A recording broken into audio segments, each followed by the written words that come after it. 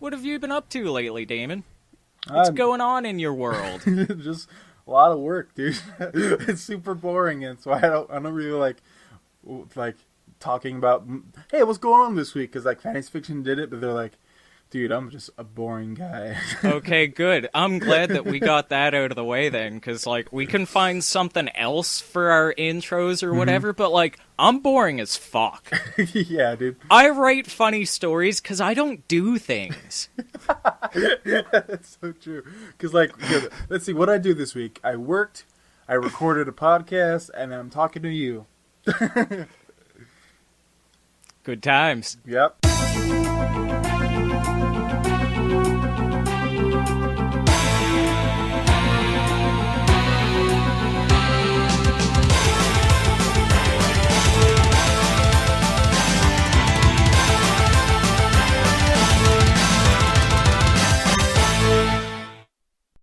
So, I was watching Egoraptor play Mega Man X.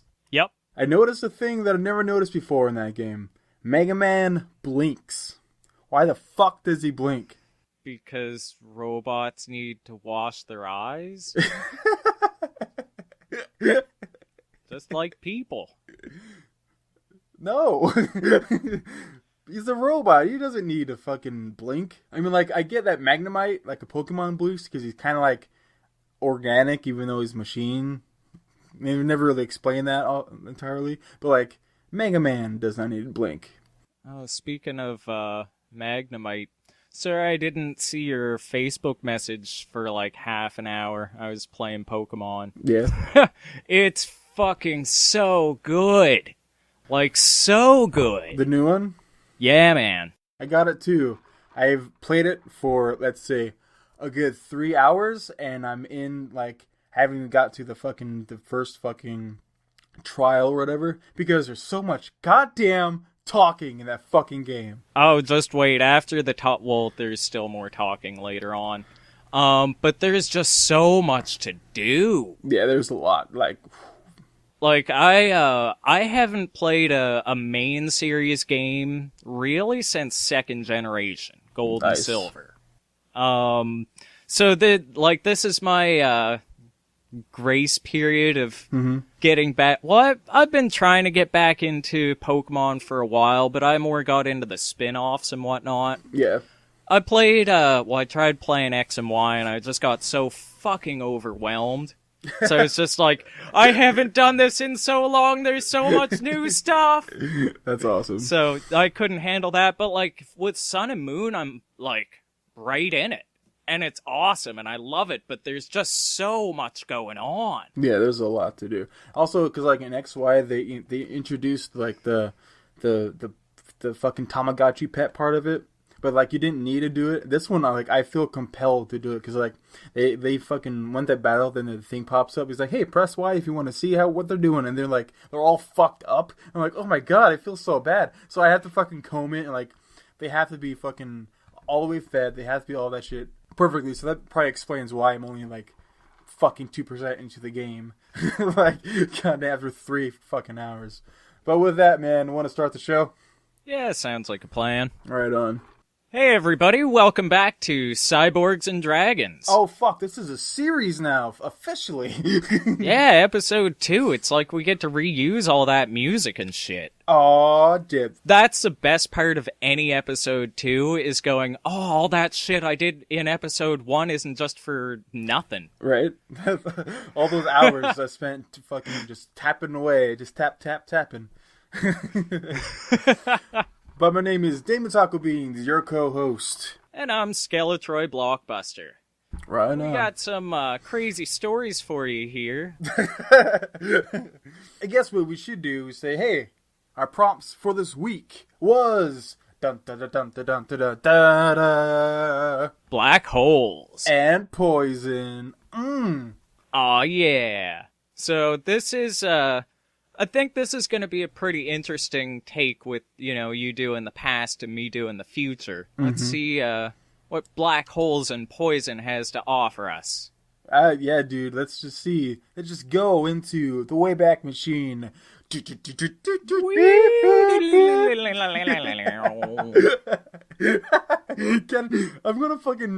not gonna ask you anymore to do a fucking an intro or transition. I'm just gonna use that.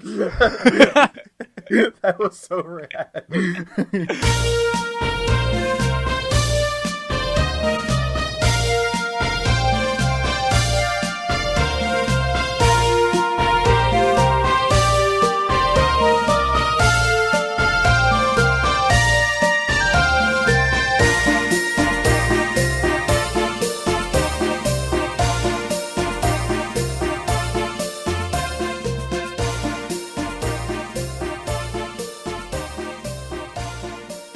So this story is called Episode 1 References, definitely not the continuation.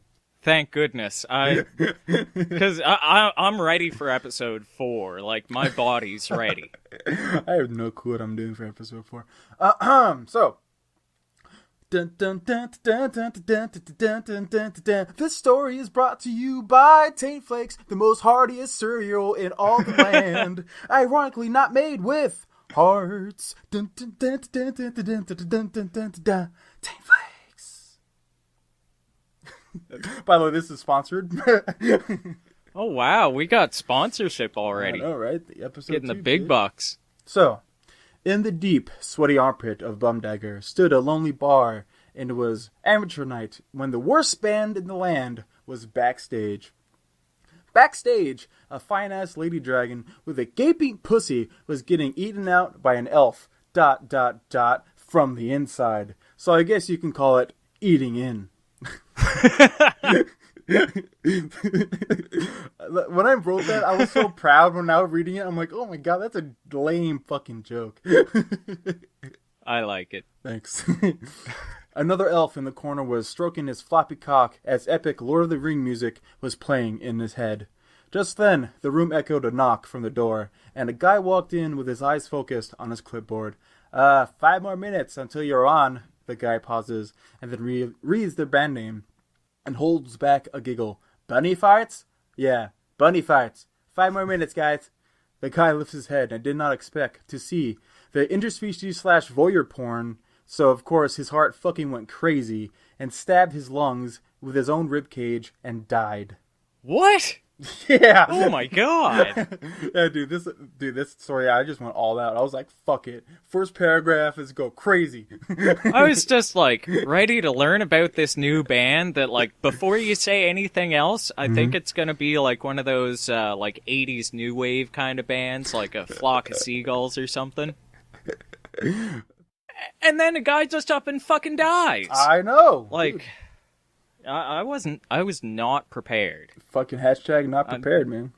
I need my safety belt. Is that the belt you jack off with? No, that's a different one. But you have to have labels on it because you don't want to mix them up. Oh, it's okay. They're different thicknesses, so I just know by touch. That's good. That's good. The dragon sex coos turned into a fiery rage as she heard their band name. Bunny farts! Oh, that's not her voice. Bunny farts, motherfucks, you said you were the roadies for War Doll, the most skull-crushing band with a mannequin lead singer. Just then, the dragon queefed with as much force that I have right after I eat anything from Taco Bell and shot the elf at the other elf, and in a very comedic way, they both landed on stage with their instruments and gear. I want to get some elves and some Taco Bell, just saying. Yeah, dude. Sounds like a great time. Bunny Farts was an elfish acoustic gospel band, so nope, they're not. Yeah, no, sorry, man. They're equal lameness so far. I mean, a mannequin lead singer. Yeah, that also they're not the band at all. That's just another reference to another band. So maybe in the future, guys. Oh, right. They both played guitars. Their names were 7X and Cher MD, comma, the other member was named Billy or some shit. So you can tell who's taken lead in this band. Yeah. It's like one person's like up front on all the covers, and the other one's like looking off in the distance. It's so true. Also, I think the joke went over your head, which I thought I was going to do. The first name, his band name, the dude's name is 7X and Share MD, and the other one is Billy. So there's two guys, but never mind. Never mind. I don't want to explain the joke anymore. My genius is falling on deaf ears. Last time I didn't get your 98 degrees joke. I'm failing you, Damon. I'm sorry. No, it's cool. It's a dumb joke that made me laugh, so I was like, maybe, but it's just stupid. They started playing. You gotta love me if you wanna hug me. Oh, baby, you feel so good. You gotta love me if you wanna suck me. Elf Jesus, you're the only one that I want. So they're lyricist geniuses, by the way. I noticed. The crowd was not into it. Sentence. Period. That was it. They were just hanging around the bar and conversing with each other like a bunch of animals. In the back of the room, a barbarian riddled with piercings glanced over and saw a beautiful druid princess. He leaned over to the guy that was his best man in episode 1 and said, I'm gonna marry that chick someday, and held back a tear. Oh, man. Right? So, yeah, listen to episode 1 to get that. To get that reference. Or else. And get sad. Or else you won't. Yeah. Halfway through the band's set, a very drunk wizard rushed to the front of the stage. The wizard wore blue robes with silver ninja stars sewn into the fur. His face looked like a spoiler to his own movie, and that spoiler was, he had not stopped partying since the dawn of time. Ooh. Woo! These go-fuckers know how to party! And started to mosh by himself. By the way, this is an autobiography. I've done that too many times at shows because people don't know how to mosh. Wait, are you him? Dun dun dun! Tune in to episode 4 to find out. They're just gonna layer the tune-ins on episode 4. Yeah. Episode 4 better be good, guys. We get naked. But you can't see because there's no video. But you can imagine. You will imagine. I mean, I'm naked right now. Fuck episode 4. So he started to mosh by himself. The crowd was not into it a second time. This made the now nude wizard so mad that his beard reached into his asshole and grabbed his magic wand. That's right, how the fuck do you expect me to make this story go forward without some magic? The wizard said as he went spell crazy. He's got a point. Spells went a-flying. Fireballs, ice balls, ball in the cups, and finally he casted a mosh till you die spell with the unholy words, "What would Harambe do?" Every orc, skeleton, ghost, and tree man flooded the dance floor. What do we do? Billy or some shit said to his bandmate. We turn it up a notch, 7X and Share MD said with a smirk and twinkle in his eye. He flipped his guitar over to reveal a badass rainbow skin electric guitar, and with one chord his soul was infused with the power of the music. I'm into this. I'm Right? so into this. Awesome. And for this point forward, I'm not going to say 7X and Share MD. I'm just going to say SAACMD took out his baby blanket from his pocket that he always had on him and lit that pussy shit on fire and lassoed the mic stand with it. Gotta lasso something. All right, you taint flakes. I call this one poison your fuckhole with my dick. The wizard shot a spell from across the room and hit the vacant drum set. They started to play the heaviest drum beat ever created by themselves. The mosh grew faster and faster. SAACMD hand-strummed with all their might. The tile beneath the mosh began to erode with every rotation. The thin air above the body mass contorted and sparkled like an inmate on death row until a portal appeared. The only person to notice a portal was Mr. Someshit. He strolled over to his partner. Hey man, can we stop? Stop! People fucking love us. Can't stop, won't stop. Just then, an alien figure came from beyond the portal. It was Henry Rollins. Like, no fantasy punk or joke or anything. It was straight up Henry Rollins. And he kicked everyone's ass. Awesome. I know, right? He did all the moves from the video game Def Jam Fight for New York. Yes! I know! Oh, yes! By the way, I fucking love that game. It was the best. It was so good. Orcs got hit in the balls. Witches got sliced in half. Henry fucked the bottom half as he took a sip of horchata. Billy was in shock and stopped playing and ran over to Seven Axes one more time. Dude, do you see what's going on? A crazy mythical creature is killing everyone. By the way, Henry Rollins, like, if we went there in the fantasy past, we would be mythical creatures to them, correct? Yeah, I think so. Billy's voice echoed in Seven Axe's mind, and something snapped in his brain. He was no longer under the influence of the spell. Holy elf, man! What is happening? He looked over the massacre in the room and puked in his mouth, and shifted his focus back to his bandmate. I have an idea. Follow my lead. Seven Axes flipped his guitar back over and played the same song, only this time he played it backwards. Ooh. Right? Also, mind you, I wrote this fucking story at like 3 o'clock in the morning. So, since I'm in the halfway point of the second page and is late as fuck, I will give you the cliff notes. The mosh pit went in reverse like Superman that one time, and the portal turned into a black hole. Henry Rollins got sucked back in and took some crazy-ass diseases to Earthrealm.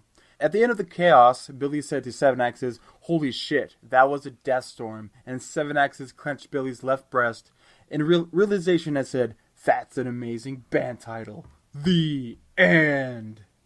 Nice. Right? See what I did there? That was the origin to Holy shit, Death Storm. That was awesome. Thanks, man. Did Henry Rollins summon the portal? The mosh pit was so great and so fast and furious that he came through the portal. It opened it up. How did he get back, though? The portal turned into a black hole when they played the song in reverse. Okay. So everything went in reverse.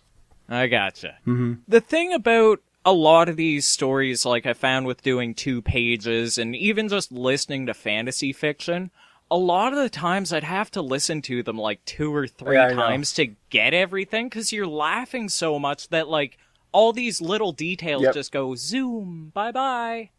Yep, that's so true. Oh, so yeah, man, that was my story. I'm looking forward to listen to the future. The future. Right? And not the rapper.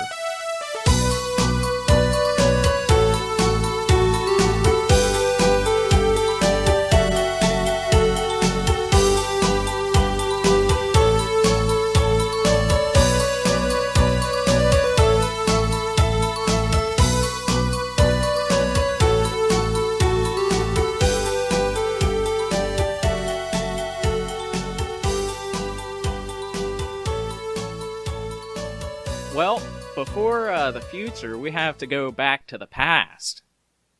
Last time on Cyborgs and Dragons. I like the voice. Keep going. Reboot! And now for the thrilling conclusion. Well, that was the last time. Just that's it. Awesome. Alright, so this story is called Black Hole Poison. Won't you come and wash away the rain? Fuck yeah. Stephen died. The end.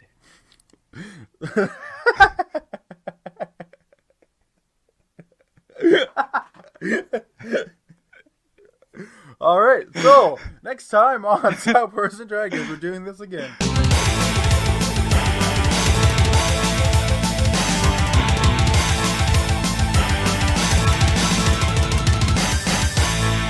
Okay, maybe I should back it up just a little bit. Alright, cool. So, 2 weeks had passed in real time, and in that time, Stephen's hand began to bubble and blister from the virus's poison. He got mad at the creators of Cyborgs and Dragons for not doing podcasts on a more constant basis, so he could have scheduled a sooner doctor's appointment. But he failed to realize how much behind-the-scenes work goes into creating a show. Like, get the fuck off my back, dude. We're trying here, but it's only the second episode and we're trying to get into our groove. Takes time to get everything set up. Stephen realized the error of his ways and said he was sorry, but to be honest, it sounded like a fairly empty apology. You know the type, like, when you were at the school dance and told a girl you didn't want to slow dance with her because she smelled like curdled milk. Yeah. So, when you got home, her parents are on the phone with your parents, demanding an apology for pointing out the unfortunate hygiene truths of their dairy-scented daughter. What? That's a great sentence. Thank you. Stephen's hand swelled up really big, like one of those foam hands with the pointing finger. It fucked his hand up like super bad instead of just outright killing him due to the friendship bracelet he wore since childhood. For whatever reason, he never put the charms onto another bracelet or chain, wearing the same one for 30 years and not getting 90% of the intended blood flow to his hand as a result of the restriction. I mean, it was basically like a leather glove to begin with. You know, like somewhere between the consistency of a comfortable couch. Yeah. And yeah, you guessed it. That was his jerking off hand. Oh, dip. So he gets a stranger every time. Yeah. Damn, this guy living my dream. So it got fucking serious when all the skin, muscle, and sinew fell off his hand like extremely tender meat that was poorly skewered on a shish kebab. All that was left was a Skele-hand, with finger bones somehow floating magically in place. Oh, fuck. Then things got bad. 'Cause, you know, they weren't before. Stephen looked down at his hand and broke down in tears. He was a monster. And that meant only one thing. You know what that thing is? No. He'd now grown an unconditional fondness for the monster porn he once thoroughly detested. Oh, fuck. He couldn't fathom himself living in a world like that, and was far too distraught to think about the potential employment opportunities that would open up in the monster porn field. Like, do you have any idea how well skeleton handjob videos pay? Cut to a shot of a skeleton standing on the deck of a yacht, holding a wine glass and just wearing, you know, like one of those white captain's hats with the black rim that has a picture of the anchor on it, and wearing nothing else, so you can see his dick bones swinging around in the breeze, which, upon closer inspection, you can tell he had enlargement surgery. But you don't care. And neither did the sexy, topless skeleton women partying on the yacht with him, showing off their breastbone implants. So yeah, think about it. I have a question immediately. What Okay. are breastbone implants and how do skeletons, how does that work? You know what breastbones are? Yeah, I know, but like, is it like silicone going into the bone, or is it just like more bone on top of bone? When I wrote it, honestly, I was thinking of just like big bone tits. Nice. So they're just like infused with science. Basically, yeah. Alright, cool. So yeah, think about it. That skeleton could be you if you get into making skeleton porn before the scene becomes oversaturated and stale like that underwater mermaid craze from a few years back. Topical. Kind of. Kinda, but not really. Mm-hmm. But it will be in the future. Stephen sat down at a desk, picked up a laser pencil, and began writing his suicide note.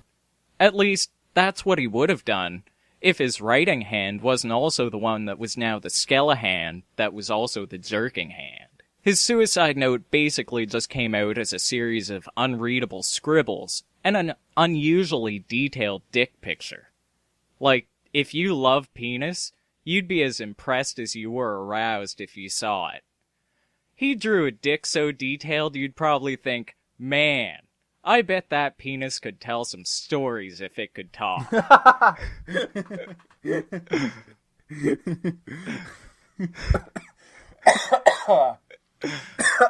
damn it. That was a good one. That got me. Like it had been through war and seen many triumphs and maybe a few defeats. But there you go again, getting distracted with your thoughts about a drawing of a dick that would later be found, framed, put in a museum, stolen from said museum, and lost to time for 600 years. Spoilers? It was in the attic. Like Anne Frank? I think they found her before 600 years. Loopholes. Yep. So, if you don't mind, I'd like to continue telling my story if you're done thinking about dicks. For a second there, I thought you were just saying it to me. Like, if you don't mind, you can shut the fuck up now. No, that was written on the page. All right. Stephen put on an oven mitt that looked like a chicken to disguise his monstrous hand, and made his way to the beachfront at the edge of town. He didn't want to draw extra attention to his hand, so he made the oven mitt move around like a chicken, and did clucking sounds out of the side of his mouth. Not the greatest strategy. Depends on who you are. Thankfully, it was Wear a Funny Glove Day, and the guy he passed who was wearing the hamburger helper glove just gave him a thumbs up. That fucking glove, man. This is the one with the face, right? Yeah, I actually did some research on that paragraph because I needed to find some funny gloves. So I typed in glove mascots, and there's like the hamburger helper glove and the Arby's glove, and that's it. Really? Yeah, everything else that comes up on a search is like clip art of like something like a globe or whatever holding a baseball glove. And there was one of, like, a condom that had a sword and shield. That was pretty funny. That's pretty good. Considering that every day in Mainframe is a nice summer day, and the only bad weather comes along when one of those big purple Nintendo GameCubes drops onto the city, there were a lot of people on the beach enjoying the nice weather. He found a few hot-as-fuck, muscle-bound dudes who he saw lifting weights, getting pumped and working on their tans at the same time, so you know they were serious about their bodies. You know, the sort of stereotypical beach jock from those fitness ads that kicks dirt in the faces of guys like me, then leaves with the apparently shallow-as-fuck girl I showed up with because somehow being a fucking asshole to people who can't fight back is a redeeming quality if you're a cunt. That might have got a little too real. I think it, just saying that one came from the heart. I could see it. That you're like with every word, your face was just like more and more and more serious. So Stephen rounded up some of these hot as fuck muscly dudes, and they pulled back on the gigantic rubber bands of a cartoonishly large slingshot that was planted in the ground in the middle of the beach. They let go, and Stephen went flying into a black hole that conveniently was just in the right spot. Then they went back to lifting weights and putting tanning oil on their bodies, probably making you think about that dick picture from earlier in the story, and not about Stephen, who you should be concerned about, considering he just got shot into a black hole. Like, where are your priorities? In your fucking pants, I guess. Unless you're not wearing pants. But seriously, what happened? To Stephen, I mean, not why you're not wearing pants. Like, I'm just the narrator. Not some space-time traveler who can go to the other side of a black hole. To be continued? ... Question mark? Dripping blood. Then it crossfades into a happy face. Then it turns evil. You just never know what it's gonna be next. My heart can't take it.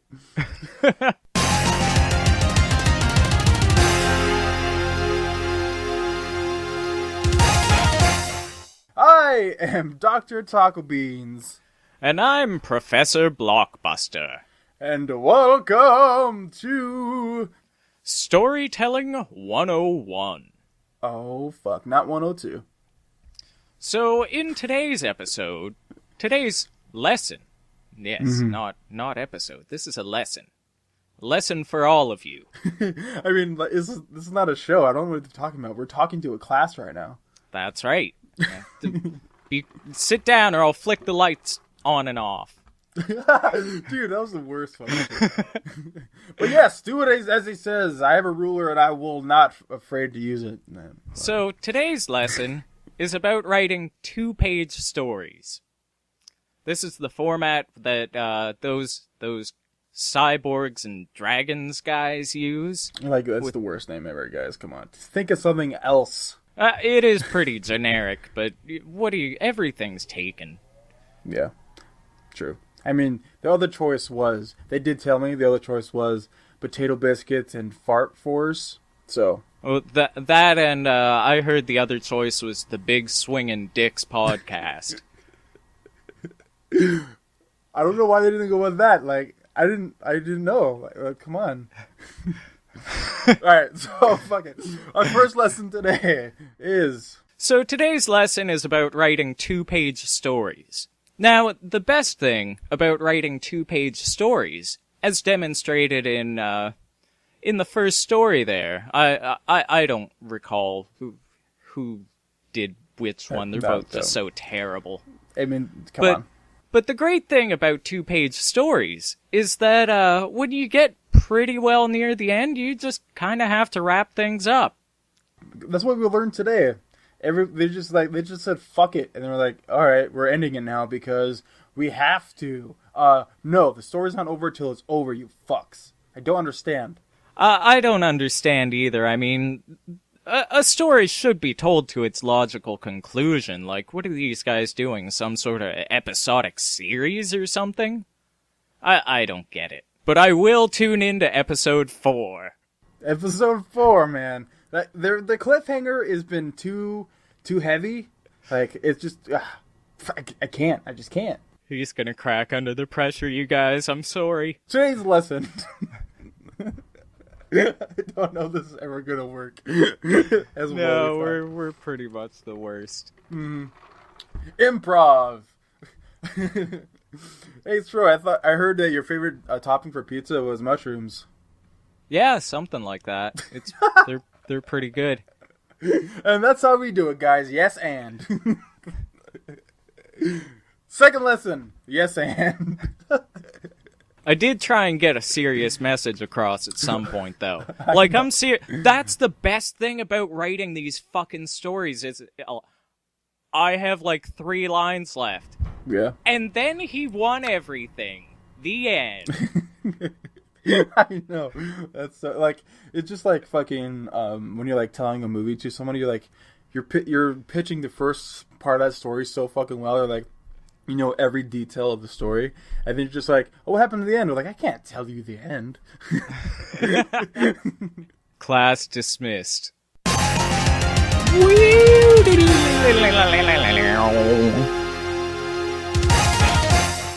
Yeah, so now we're at the time of the show where we pick some prompts for next time. Yep. Isn't that crazy? Hey, what are you thinking, man? I think my prompt is going to be a locked door. Ooh, mysterious. And yeah. I thought about this super hard. UFOs. Ooh, I like it. Yeah, right? And if you want to fucking submit a prompt so we don't have to keep thinking of things every week or every other week, since that's when we upload, every other week, Wednesdays, just go to our Twitter at CND_podcast. And then we'll probably just, like, have you tweet at us the show. And then we'll probably have a fucking poll every once in a while so we can vote on the prompts. Yeah, so to go to that one and not the stuff that we said in episode 1. Because... Yes. Like Steven, some people are just impatient about getting stuff started. And we're trying. We're trying. Fucking Steven. I'm glad he got thrown into a black hole. Fucking PH. Alright, man. So, we'll end this episode today of Cyborgs and Dragons on a very happy note. I'm petting a cat. Ooh, pet that pussy. Like the dragons, the gaping pussy. Queef out your troubles? That's what the moral for story Queef today? out your troubles like they were elves. Bumper sticker.